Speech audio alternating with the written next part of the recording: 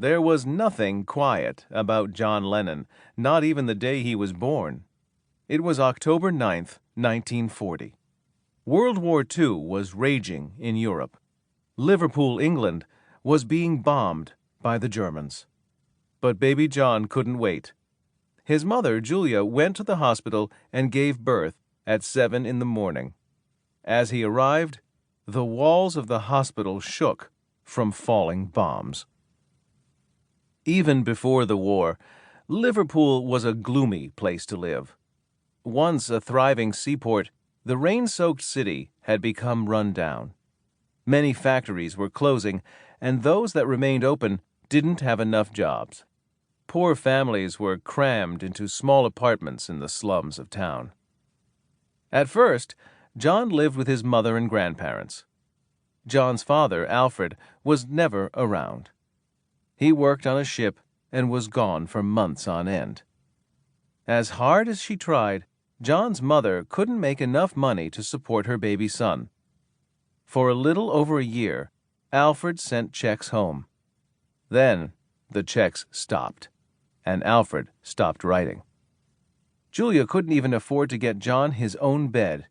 He ended up sleeping in hers. Things grew worse.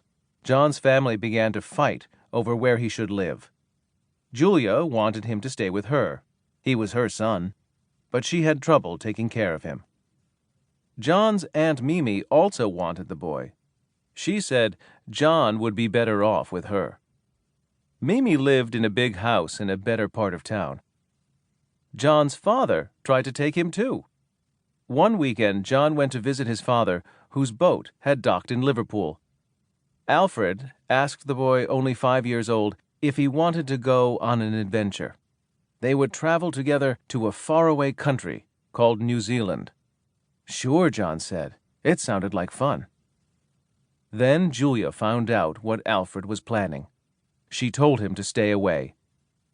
But much as she wanted John, Julia saw that her son needed a better home. In the end, she decided to send him to Mimi. Despite all this, John was a happy boy. Pictures from those days show him with a big smile on his face, whether he was riding his bike or standing with the family dog, Sally. Mimi gave him lots of books. Along with reading, John liked to make monsters and skeletons out of paper and paste them over his bed. Because John was so young, he didn't really know that it was unusual to live with his aunt and have his mother visit. Besides, Julia acted more like a buddy than a mother. She loved to tell jokes, make funny faces, and sing. She taught John how to play the banjo, an instrument similar to a guitar. From Julia, John heard stories about his banjo-playing grandfather, who had moved to the United States. It was John's mother who gave him his first guitar. She also taught him how to play it. Aunt Mimi had lots of rules. She expected John to come home after school to do homework. She wanted him to go to bed early. She often had good reason to get mad at John. As he got older, John got into more trouble. He was smart, but he didn't work hard. He did well only in art class. John spent most of his time making little books of poems and drawings. He also got into fights with other kids, and he sometimes made fun of his teachers, even when they were right there in the room. Perhaps he was acting up out of sadness. A few months before his 18th birthday, Julia was hit by a car and died. John was heartbroken. Years later, he wrote the song Julia about her. As a teenager, the one thing John got serious about was music. When he was 15, he heard rock and roll for the first time.